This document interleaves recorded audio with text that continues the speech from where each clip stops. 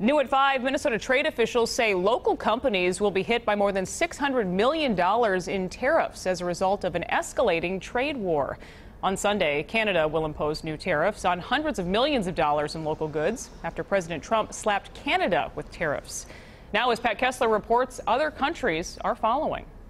The tariffs will hit Minnesota business where it hurts: the boat industry, pork producers, iron ore and steel, soybeans. It's not good for business.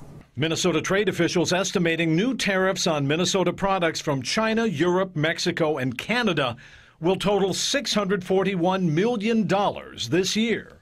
We are a great place to do business, and uncertainty always makes things stop or slower.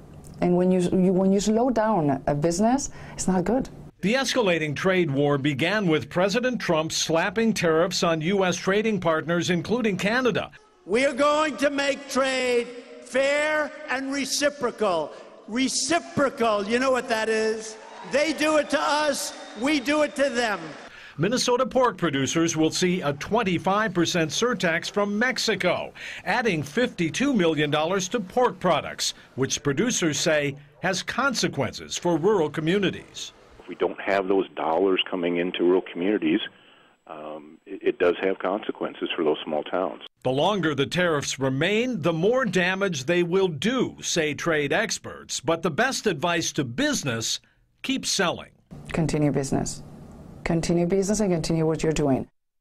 Well, the tariffs all started for Minnesota businesses last month, from the European Union. Canada starts July 1st, China July 6th. So it's going to be a very painful summer for Minnesota businesses everywhere here. And this really has been spiraling in the last few weeks. Any end in sight that you see?